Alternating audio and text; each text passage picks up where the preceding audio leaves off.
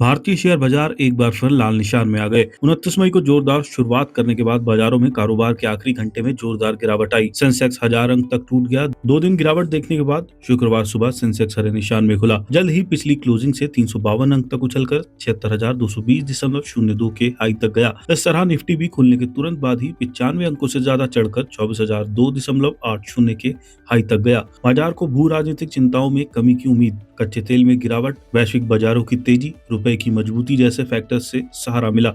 लेकिन फिर दोपहर में बाजार में गिरावट आई। सेंसेक्स पिछली क्लोजिंग से लगभग 1,279 अंक टूटकर 74,589.11 के लो तक चला गया। इसी तरह निफ्टी भी 422 अंक तक लुढ़क कर 23,484.75 के लो तक गया। बाद में सेंसेक्स 1,092.06 अंकों की गिरावट के साथ 74,775.74 पर और निफ्टी 359.40 अंकों की गिरावट के साथ 23,547.75 पर सेटल हुआ।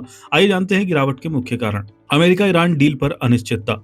ऐसी खबरें हैं कि अमेरिका और ईरान के बीच 60 दिनों के संघर्ष विराम पर समझौता फाइनल होने की कगार पर है। इस पर अमेरिकी राष्ट्रपति डोनाल्ड ट्रंप की मोहर लगना बाकी है, लेकिन ईरान के सरकारी मीडिया का कहना है कि अभी कोई डील फाइनल नहीं हुई है। ऐसे में पश्चिमी एशिया में छाए तनाव पर अनिश्चितता बरकरार है। अगर समझौता नहीं होता है, महत्वपूर्ण समुद्री मार्ग होर्मुज़ स्ट्रेट नहीं खुलता है, तो कच्चे तेल की कीमतें और बढ़ने और वैश्विक व्यापार में रुकावटें बढ़ने का डर है। इस कारण महंगाई लंबे समय तक ऊंचे स्तर पर बनी रह सकती है।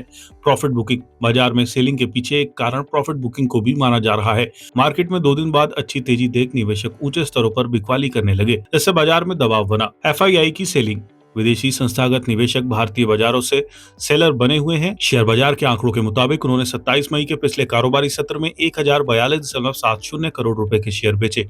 FII इस साल अब तक 24.3 अरब डॉलर के भारतीय शेयर बेच चुके हैं। भारत में मानसून कमजोर रहने का अंदेशा। भारत मौसम विज्ञान विभाग ने शुक्रवार को दक्षिण पश्चिम मानसून के अपने पूर्वानुमान को घटाकर 92% से 90% कर दिया। यह इस बात का संकेत है इस साल जून से सितंबर के बीच भारत में सामान्य से कम बारिश होने का खतरा बढ़ गया है। MSCI rebalancing. MSCI के मई महीने के बदलाव लागू हो गए हैं। IIFL कैपिटल के अनुसार 2020 और 2024 के बीच MSCI EM इंडेक्स में भारत का वेटेज बढ़ा था। ये जुलाई 2024 में बढ़कर लगभग 20% हो गया था, लेकिन MSCI की हालिया रीबैलेंसिंग के बाद इसे घटाकर 11.2% पर आने का अनुमान है। पहले घोषित किए गए बदलावों के अनुसार फेडरल बैंक, MCX, नाल्को और इंडियन बैंक को स्टैंडर्ड इंडेक्स में शामिल किया गया है।